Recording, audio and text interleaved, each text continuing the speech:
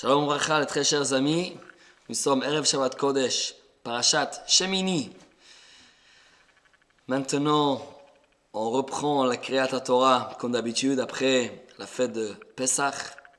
Et cette semaine, la Torah nous parle du Milouim, l'inauguration du Mishkan, du Tabernacle.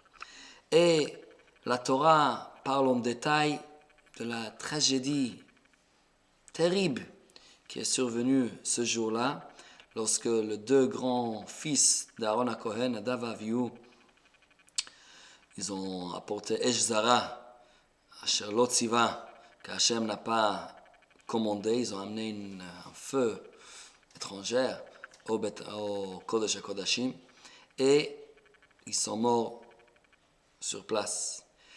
Et c'est marqué dans le Psukim que leur cousin, Mishaël ve'el Tzafan, Vaikra Moshe, Mishaël ve'el Tzafan, Benei Uziel Dod Aaron, et Moshe Rabbeinu a demandé à ceux deux cousins de Nadav et Avihu de le sortir du Mishkan et de s'occuper de leur enterrement, etc. Et la question qui est posée par les Dad Zekenim, Mibale HaTosfot, c'est un des commentaires anciens sur le Chumash, qui est écrit par les Balei HaTosfot, l'époque du Tosfot, les Chachamim de France, de l'Allemagne, du XIIe, XIIIe siècle. Il pose la question, il dit on ne comprend pas. Parce qu'il y a une halakha qu'un Kohen a le droit d'être métamé le met, il peut se rendre impur pour un autre mort, si c'est un de 7 krovim, un de 7 membres proches de sa famille, père, mère, frère, sœur, fils, fille ou épouse. Ça, ce sont les 7 personnes qu'un Kohen a le droit de se rendre impur. On sait bien qu'un Kohen n'a pas le droit de se rendre impur, d'aller dans un cimetière ou d'assister à une levaya, funérailles de quelqu'un qui n'est pas de sa famille proche. Mais ce 7, c'est permis. Alors pourquoi El-Hazar et Itamar, les deux frères survivants de Nadav et Avihu, pourquoi ce n'est pas eux qui se sont occupés de leur frère Nadav et Avihu? Pourquoi Moshe Rabbeinu a demandé aux cousins Mishaël et El-Tzafan de s'occuper de Nadav et Avihu?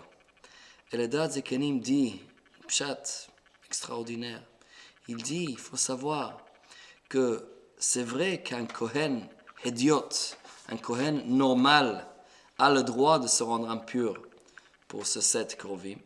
Mais on sait bien qu'un Kohen Gadol, le grand prêtre, Kohen Gadol, comme Aaron HaKohen, lui n'a pas le droit.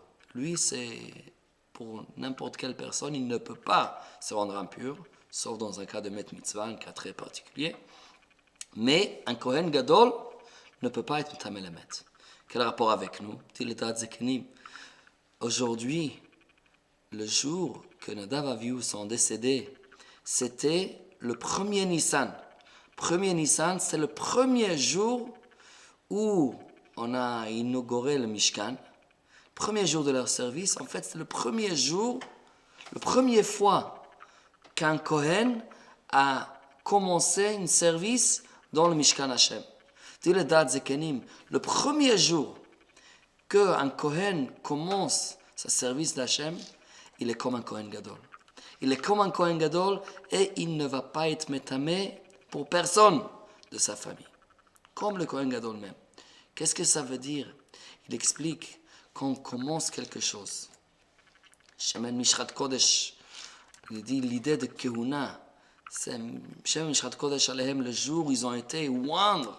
Ça, c'est le moment où ils commencent leur travail. Il faut faire le travail au début le plus parfait possible. Si on commence avec la pied gauche, ça ne va pas. C'est pour ça que le premier jour de leur service, ils sont considérés pas comme un Kohen normal, mais comme un Kohen Gadol. Et c'est pour ça qu'ils devaient demander à leurs cousins de s'en occuper de Nadav et Avihu. Avec ça, on comprend peut-être une autre idée quand on voit dans la Nes, dans le miracle de Hanouka, on sait bien que quand ils ont inauguré le Beth Amikdash pour une deuxième fois, après que ça a été dévasté par les Grecs, et les Hashmonaïm, les Asmonéens sont venus et ils ont nettoyé, redédié le Beth Amikdash. Ils n'ont pas trouvé l'huile, on connaît l'histoire. Ils n'ont pas trouvé l'huile pure. Seulement, ils ont trouvé une petite fiole qui a brûlé pendant 8 jours, même s'il y avait seulement assez pour un seul jour dans le fiole d'huile. Et le commentaire pose la question, il y a une halakha. Halakha nous dit que lorsqu'il n'y a pas l'huile pure, on a le droit de s'en servir de l'huile qui n'est pas pure. Ça s'appelle Tum'a ou Trabet Tzibour. Tum'a, l'impureté. Si tout le Tzibour, si tout le monde est tamé, ça veut dire qu'on ne trouve pas quelqu'un de tahor pour faire le service, on peut utiliser l'huile ou un kohen qui n'est pas pur. Donc, il y avait l'huile. On parle de Timou Kolashmanim. Les Grecs ont rendu impures toutes les huiles. Donc, il y avait l'huile impure, mais ils ont cherché spécialement l'huile pure. Ils demandent pourquoi ils ont cherché spécialement l'huile pure s'il y a l'huile impure. Et en fait, pourquoi Hachem a fait ce miracle, que l'huile pure qui avait seulement pour un jour, ça a duré pendant 8 jours. Il y avait l'huile pas pure. Pourquoi ils n'ont pas utilisé ça? Avec ce date on peut dire, comme c'était l'inauguration du Beth Amikdash, c'était comme un nouvel début.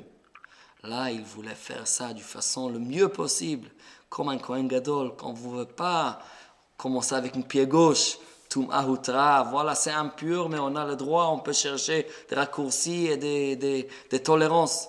Quand on commence quelque chose de la meilleure façon possible.